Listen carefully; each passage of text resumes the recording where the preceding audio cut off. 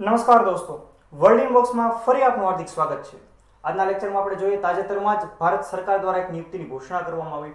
Air marshal RKS Bhadauria કે જે હવે ઇન્ડિયન એરફોર્સના નેક્સ્ટ ચીફ હશે, તો આમની કારકિર્દી વિશે ઉપરાંત તેમણે ભારતીય વાયુસેનામાં કેટલું યોગદાન આપેલું છે, ઉપરાંત તેમણે જીતેલા પુરસ્કારો, આ દરેક બાબતની ચર્ચા આપણે લેક્ચરમાં કરીશું.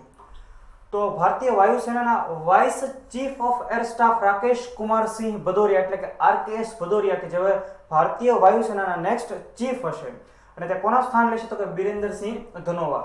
હવે 30 સપ્ટેમ્બર 2019 કે જ્યારે ભારતીય વાયુસેનાના વર્તમાન વડા બિરેન્દ્રસિંહ ધનોવા નિવૃત્ત થઈ રહ્યા હતા, એમની સાથે વાઇસ ચીફ રાકેશ કુમારસિંહ ભદૌરિયા પણ નિવૃત્ત થતા હતા, પરંતુ RKC ભદૌરિયાને 2 વર્ષનું એક્સટેન્શન આપવામાં આવ્યું છે અને તેઓ વરિષ્ઠ અધિકારીઓથી તેમને ભારતીય વાયુસેનાના નવા વડા ઘોષિત કરવામાં આવે છે, જે 30 સપ્ટેમ્બર બાદ બિરેન્દ્રસિંહ ધનોવાનું સ્થાન લેશે.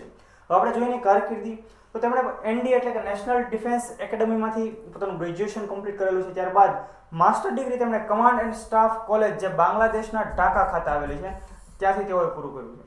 1980માં ભારતીય વાયુસેનામાં તેઓ કમિશન થયા એટલે કે ભારતીય વાયુસેના સાથે જોડાઈ ગયા. તેમની આ સમગ્ર કારકિર્દી દરમિયાન તેમણે અલગ અલગ 26 જેટલા ફાઇટર જેટ અને ટ્રાન્સપોર્ટ એરક્રાફ્ટ ઉડાડ્યા છે અને એનો ઉડ્ડયનનો અનુભવ 4250 કલાકનો જે ખૂબ બહોળો અનુભવ કહી શકીએ આપણે. ઉપરાંત રાફેલ ઉડાડનારા તેઓ પ્રથમ ભારતીય અધિકારી છે. આ ખૂબ અગત્યની મેટર. શા માટે તો કે આવનારી 8 ઓક્ટોબર કે જ્યારે ભારતીય સંરક્ષણ મંત્રી રાજનાથસિંહ ફ્રાન્સ જવાના છે અને આપણને રાફેલ જેટ મળવાના છે, તો આ જ્યારે ડીલ થતી હતી ત્યારે એ ટુકડીનું નેતૃત્વ પણ RKS ભદૌરિયાએ કરેલું. ત્યારબાદ રાફેલની ટ્રેનિંગ લેવા માટે પણ તેઓ ફ્રાન્સ ગયેલા, જે ટુકડી હતી એની અંદર તેઓ સામેલ હતા અને હવે તેઓ જ્યારે ઇન્ડિયન એરફોર્સના વડા હશે ત્યારે રાફેલ વિમાન ભારતીય વાયુસેનાને મળશે. તો આ પણ ખૂબ અગત્યની બાબત. ત્યારબાદ આપણે જોઈએ કે તેમણે કઈ કઈ સેવાઓ આપેલી છે, તો કે જગુઆર સ્ક્વોડ્રનના કમાન્ડર ઓફિસર તરીકે, ફાઇટર ટેસ્ટ સ્ક્વોડ્રનના કમાન્ડર ઓફિસર તરીકે, ચીફ ઇન્વેસ્ટિગેશન પાયલટ તરીકે અને નેશનલ ફ્લાઇટ ટેસ્ટ સેન્ટરના તેઓ પ્રોજેક્ટ ડિરેક્ટર પદે રહી ચૂકેલા છે. તો આ સમગ્ર એમની કારકિર્દી દરમિયાન તેમણે આપેલી સેવાઓ છે અને આ તેમની સેવાઓ માટે તેમને અમુક સન્માન પણ તેમને એનાયત કરવામાં આવેલા છે. ફોર એક્ઝામ્પલ, પરમ વિશિષ્ટ સેવા મેડલ, અહીંયા જે ઇમેજ છે એ પરમ વિશિષ્ટ સેવા મેડલની છે જે તેમને એનાયત થયેલું છે. ત્યારબાદ અતિ વિશિષ્ટ સેવા મેડલ, આ જે મેડલ છે અતિ વિશિષ્ટ સેવા મેડલ છે. અને ત્યારબાદ વાયુસેના મેડલ, તો અહીં જે ઇમેજ છે એ છે વાયુસેના મેડલ. તો આટલી શાનદાર કારકિર્દી તેમની રહેલી છે, તે માટે તેમને ભારતીય વાયુસેનાના નવા વડા બનાવવામાં આવ્યા છે કે જેઓ આવનાર 30 સપ્ટેમ્બર બાદ પોતાનો ચાર્જ સંભાળશે. આપણે કેટલાક મહત્વના ફેક્ટ્સ ભારતીય વાયુસેના વિશે જે કદાચ આપણા માટે અજાણ્યા હોઈ શકે, તો કે ભારતનું વિદેશમાં હોય તેવું એકમાત્ર એરબેઝ, હવે ઇન્ડિયન એરબેઝ તો ભારતમાં તો અલગ અલગ જગ્યાએ હોય છે, પરંતુ વિદેશની અંદર તો એ છે ફારકોર એરબેઝ, જે તજાકિસ્તાનના ફારકોર નજીક આવેલું છે.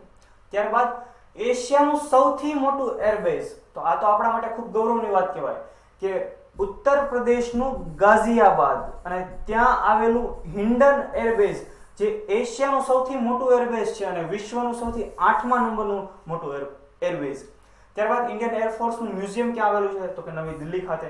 ઇન્ડિયન એરફોર્સની સ્પેશિયલ ફોર્સ ગરુડ કમાન્ડો ફોર્સ કે જેની ટ્રેનિંગ પીરિયડ પણ ખૂબ લાંબો રહેતો હોય છે, આ ગરુડ કમાન્ડો ફોર્સની સ્થાપના કરવામાં આવી 2004ની અંદર. અને ઇન્ડિયન એરફોર્સ દુનિયાની 4થા ક્રમની સૌથી મોટી સેના છે એમ કહી શકીએ આપણે. એ પહેલા છે USA, રશિયા એન્ડ ચાઇના. આ 3 દેશો બાદ ભારતીય વાયુસેના દુનિયાની 4થા ક્રમની સૌથી મોટી સેના છે. ત્યારબાદ ઇન્ડિયન એરફોર્સ દ્વારા ઉત્તરાખંડ પૂર સમયે કરવામાં આવેલું ઓપરેશન રાહત, અહીં આપણે કેમ એને મેન્શન કર્યું, ભારતીય વાયુસેના તો બીજા ઘણા ઓપરેશન કરેલા છે, પરંતુ જ્યારે 2013ની સાલમાં ઉત્તરાખંડમાં પૂર આવ્યું, ઘણી બધી ત્રાસદી થઈ, ત્યારે ભારતીય વાયુસેનાએ અંદાજે 20,000 જેટલા સિવિલિયનોને રેસ્ક્યુ કર્યા હતા, જે એક વર્લ્ડ રેકોર્ડ છે અને એટલા માટે આપણે અહીંયાનો સમાવેશ કર્યો છે. ત્યારબાદ સેનાનું સર્વોચ્ચ સન્માન પરમવીર ચક્ર એ મેળવનાર ઇન્ડિયન એરફોર્સના એકમાત્ર અધિકારી, તો અહીં તમે જે ઇમેજ જોઈ રહ્યા છો તે વ્યક્તિ છે નિર્મલજીતસિંહ શેખોન, કે જેમને 1971 ભારત પાકિસ્તાન જે યુદ્ધ થયેલું, બાંગ્લાદેશ લિબરેશન વોર જેને આપણે કહીએ છીએ, એ દરમિયાન શ્રેષ્ઠ કામગીરી બદલ પરમવીર ચક્ર એનાયત કરવામાં આવેલું અને જે ઇન્ડિયન એરફોર્સના એકમાત્ર અધિકારી છે. 5 સ્ટાર રેન્ક ધરાવતા ઇન્ડિયન એરફોર્સના એકમાત્ર ઓફિસર તો કે એર માર્શલ અર્જન સિંહ, કે જેમનું 2 વર્ષ પહેલા જ નિધન થયું 16 સપ્ટેમ્બરના રોજ. તો અહીં જે ઇમેજ છે એર માર્શલ અર્જન સિંહની છે. ત્યારબાદ એરફોર્સના પ્રથમ મહિલા એર માર્શલ, તો અહીં જે ઇમેજ છે એ છે પદ્માવતી બંદોપાધ્યાય કે જેઓ ઇન્ડિયન એરફોર્સના પ્રથમ મહિલા એર માર્શલ હતા. તો દોસ્તો આ માહિતી હતી ભારતીય વાયુસેનાના નવા વડા તરીકે જેના નામની ઘોષણા કરવામાં આવી છે તે આરકેએસ ભદૌરિયા વિશે, ઉપરાંત ભારતીય વાયુસેના વિશે. જો આપને વિડીયો પસંદ આવ્યો હોય તો તેને લાઈક કરો, વર્લ્ડ ઇનબોક્સની ચેનલને સબસ્ક્રાઇબ કરો તથા આવા નવા વિડીયોની નોટિફિકેશન માટે બેલ આઇકન પ્રેસ કરવાનું ચૂકશો નહીં. Thank you very much.